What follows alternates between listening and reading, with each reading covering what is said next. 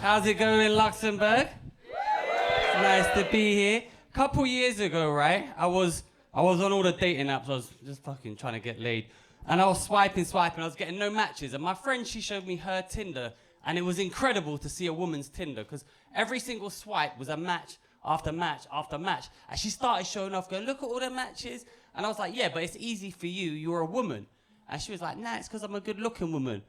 And I was like, because she's got like a bubbly personality at best, which means she's fat. But the point is, I said to her, listen, if I was on Tinder and I was a woman, I'd get all the matches in the world.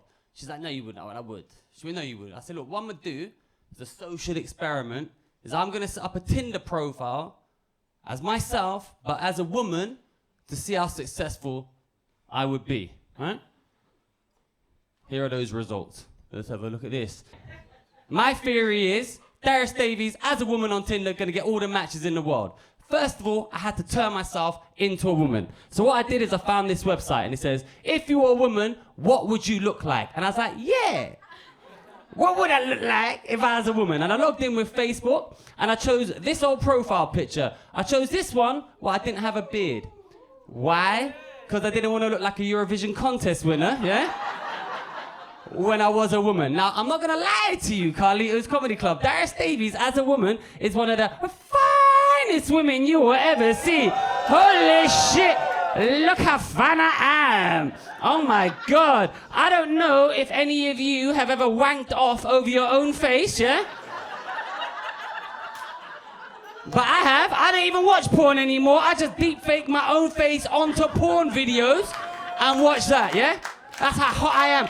I've literally bukkakied myself, yeah? Don't even come to me unless you have bukkakied yourself. Now, obviously, gentlemen, this is me on Instagram or Snapchat, okay? Using all the filters that we like to use. However, this is what you'd wake up to. Never, ever forget it. So I have my trap photo. Ladies and gentlemen, meet Daria, 29 years old. Here's the actual Tinder profile I set up. Daria, 29. Here's the bio. No men who live with their mothers. No relatives. You do you. I don't know if you're from Estonia. Go nuts. Must have a valid TV license. Good dating advice. I can be a little cray-cray, but can't we all? Now that's important because it will let me say whatever I want going forward. Now obviously you can't have a Tinder profile with just one picture. Correct. That's why I've got others with my face conveniently out of the way.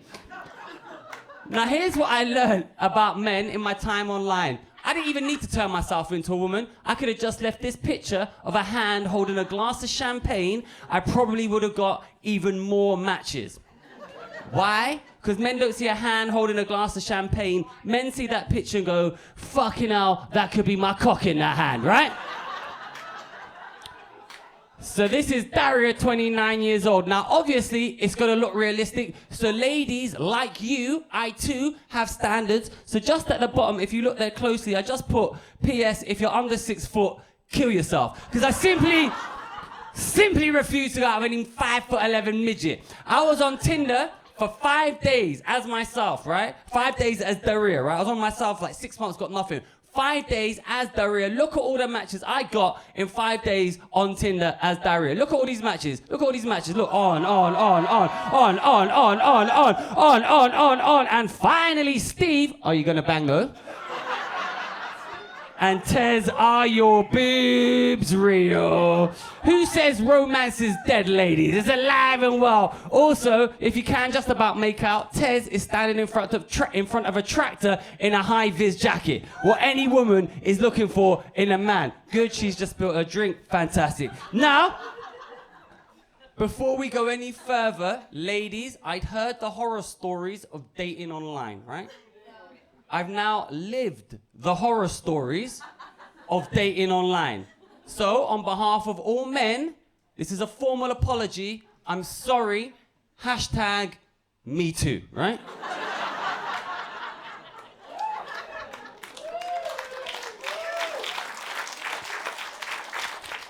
As such, I made it my mission to teach any men who came incorrect a valuable lesson so they wouldn't treat other women the same way. I matched with one guy, his name was Martin, and he opened with the following line. Hi Daria, you are stunning. Woof! Woof. A grown man who's never met me, doesn't know me, but wants to seduce me, decided to himself the best way to try and seduce a woman he's never met is to bark at her like a dog. In what day and age has any woman ever been barked at? Is that man barking at me? Oh, that's hot. Like, when has this been a thing? This is obviously a red flag. I knew I had to set him straight, so I simply replied, sorry, I accidentally swiped the wrong way. Lol, right? He was like, that's okay, sad face. Oh, trying to make me feel bad. So like, I go, oh, what's up, man? No, be okay. But I wasn't playing that game. That emoji is very manipulative. It's make me feel bad about it. But I'm not playing that. So I simply replied, yeah, it's just you're a bit too ugly for me. That is the main. I'm so fit and you're so ugly, it's not gonna work out. Then I thought it was a little bit mean, so I softened the blow and I put lol at the bottom there just to make it feel good about himself.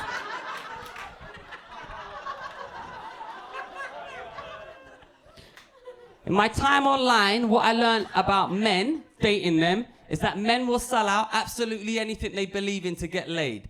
Their friends, their family, their race, their religion, their creed, their colour. Anything they claim to hold important, they will sell it out for a crumb.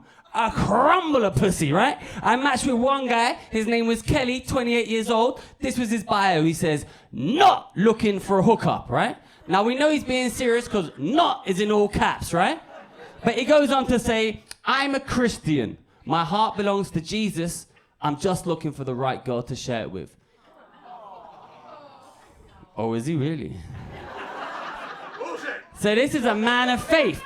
This is a man of faith. He ain't looking for a one-night stand. He's looking for the one. Someone to get married to, someone to live happily ever after with. I knew when I matched with him, and obviously I did, that I had to message him first. I had to put his faith to the test. His heart belongs to Jesus. Yeah? Wow.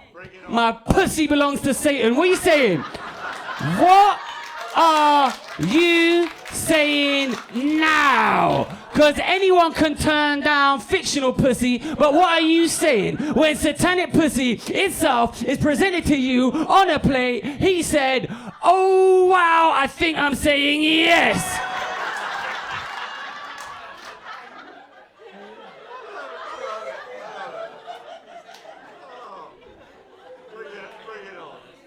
Sorry, Kelly, I could never sleep with a man who would sell out Jesus. You are the Judas of Tinder. Now,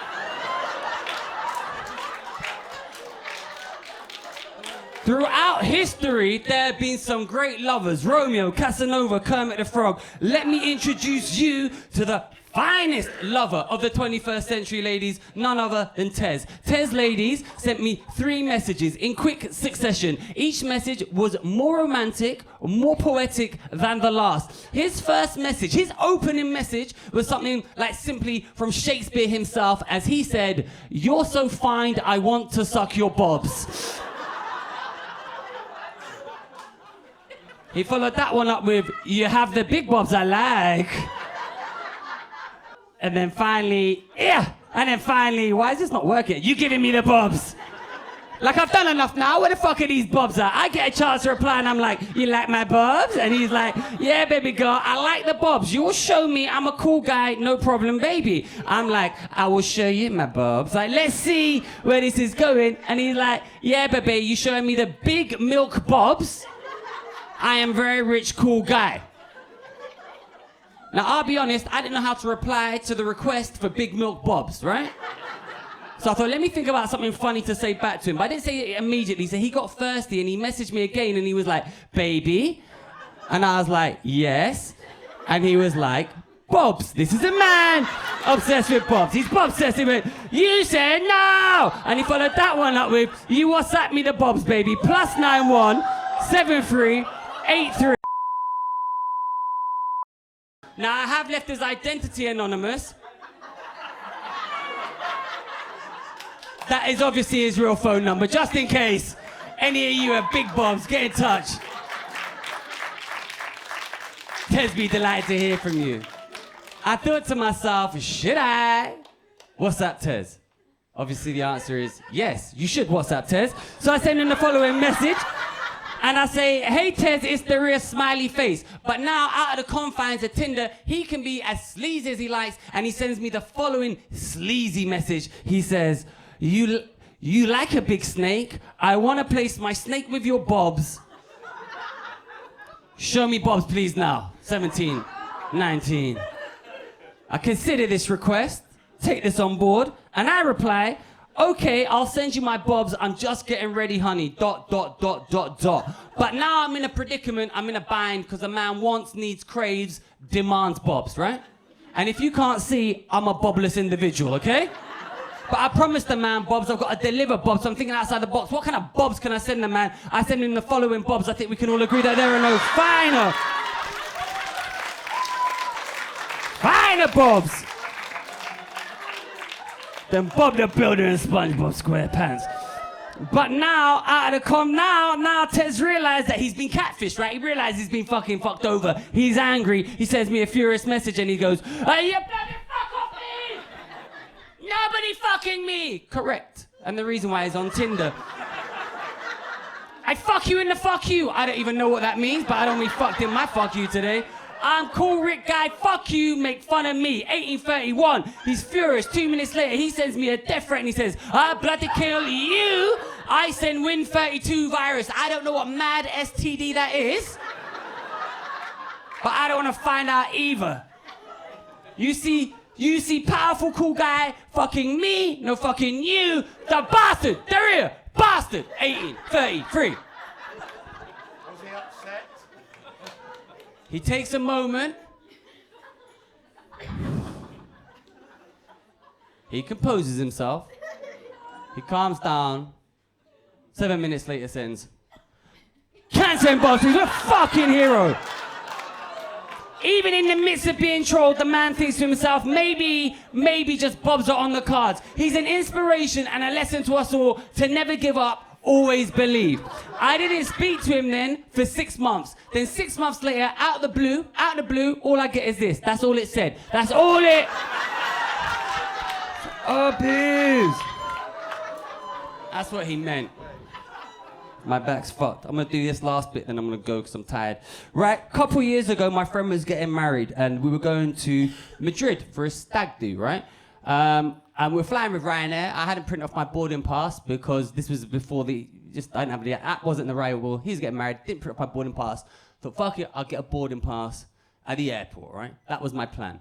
Anyway, I had to buy this boarding pass. It cost me £50, right? 50 fucking pounds. The flight cost like £25 return. I was fucking furious. Had a big argument with the Ryanair lady. So I swear to God, I'm gonna get revenge against you, right? She laughed at me and went, ha ha ha, no one gets revenge against Ryanair, right? That's what she said. But what she doesn't know is I'm a very petty man with too much time on his hands, right? Soon as I got home, I set up a Google alert. Anytime Ryanair would be in the news, I'd hear about it, right?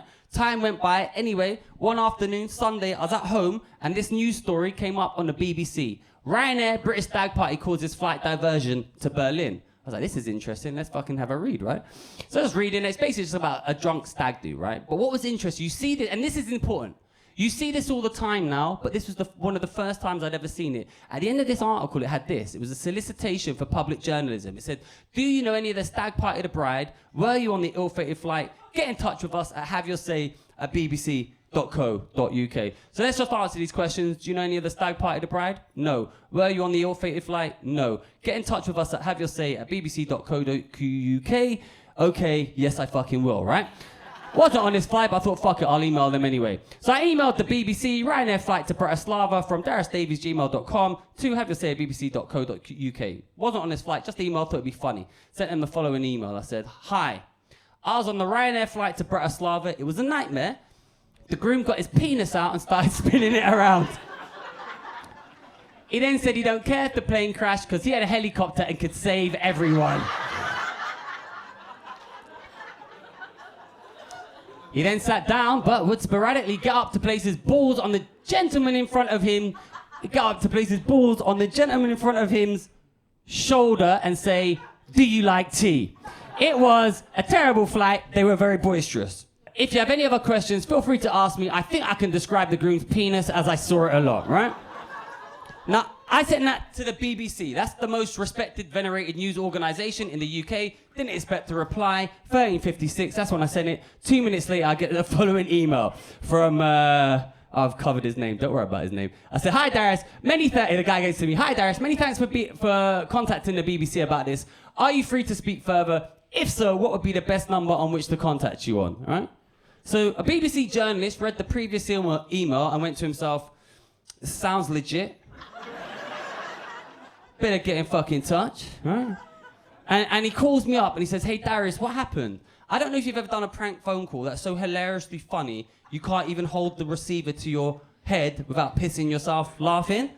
But BBC guys, what happened on the flight? I said, well, this guy was on the flight and he took his penis out and he was like, is everything okay? I went, sorry, I got some information. He took his dick out and he started spinning it around and he said, I don't care if we crash, I have a helicopter. And because he wasn't stopping me, I just started getting more outrageous. I said, really? I went, yeah. And then what happened was there's a bit of drop of piss on the end of his dick, and when he was spinning it around, the drop of piss went off the end of his dick, and there was a guy and he was asleep, and it went on an arc and it went into his mouth. And then the Ryanair lady went, you're not allowed to serve drinks on the flight. And it was a terrible, crazy flight. What I'm trying to impart to you as an audience is that I sounded like the least reliable, most untrustworthy witness of all time, right?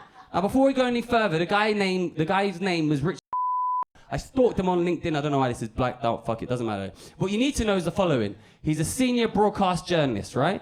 I don't know what that means. This is his LinkedIn. Senior broadcast journalist. How long has he been doing the job at the time? 4 years, 8 months. What does he specialize in? Social media, sourcing of news, and crucially, verification of the news, right?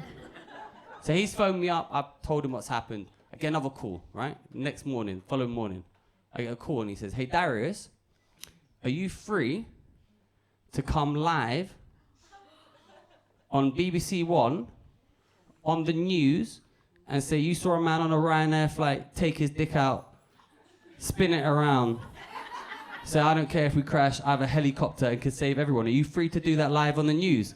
And I was like, yeah. That's fine. So now, for your viewing pleasure, here I am on the BBC News at lunchtime, broadcast throughout the United Kingdom and around the world. So now I was on a Ryanair flight, I saw a guy take his dick out, spin it around, saying, I don't care if we crash, I have a helicopter and can save everyone.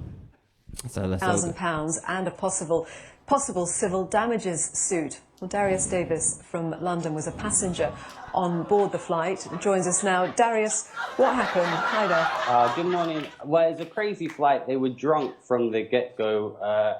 About 10 minutes into the flight when we were in the air, one of the stag members stole the trousers. So one of them was exposed and he stood up and he's being boisterous. He was naked from the waist down saying, I don't care if we crash, I have a helicopter. And he was spinning, his genitalia around.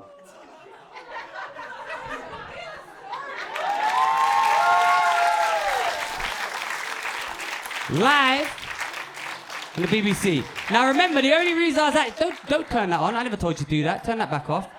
Don't go rogue. Wait until I give you the light. Now, the only reason I was on there was for one actual reason. It was the fucking £50 boarding pass. I wanted fucking revenge against Ryanair. That's why I was on there. So because of that, I got this little zinger in. But some of us, we were all remonstrating with us, the passengers. Some of the passengers, I don't think they realised what was going on. They thought it was just normal because it was a Ryanair flight. Zing! They thought it was just normal because it was a Ryanair flight. Now, can I say live on the BBC that I saw a man take his balls out and teabag another man? Can I say that live on the BBC without pissing myself, laughing, or getting kicked off air? Let's have a look.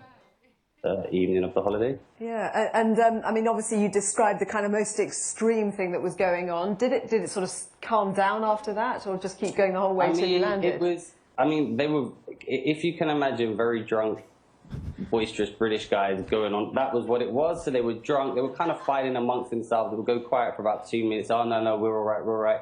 Then he'd stand up and he'd place his genitalia on the seat in front of him and say, who likes tea? So it was it sounds funny now, but it wasn't at the time. Darius, thank you. Thank you very much for joining us. And Ryanair have sent...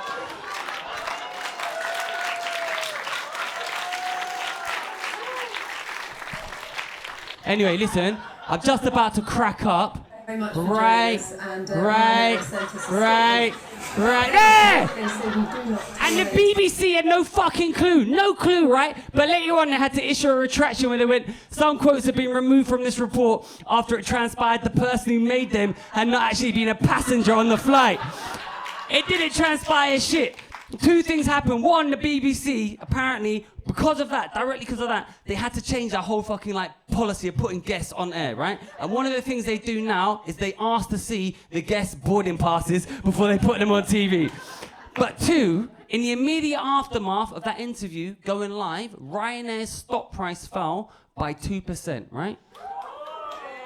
Ryanair are valued, or at the time were valued at over £4 billion, or however much it is in euros, £4 billion. 2% meant because of me, directly because of me, because they charged me £50 for a boarding pass, and they pissed me off because of that. You know what happened? They lost 2%, which equated to over £400 million, because that's what you fucking get, Ryanair, when you try and charge me £50 for a fucking boarding pass. I told you I'll get revenge. Rebenge.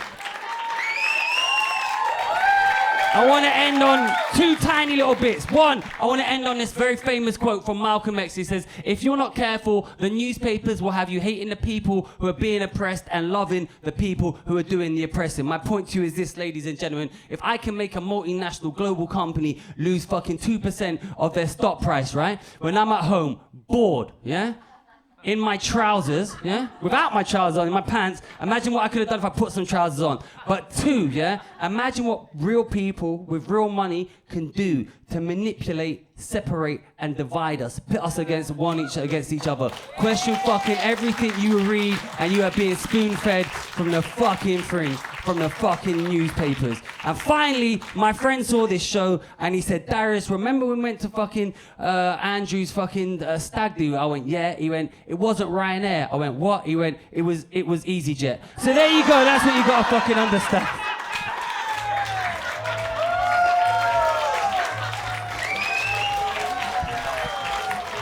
My name's Darius Davies, Persian Jesus on Instagram. Thank you so much. Good night. Enjoy it. Bye.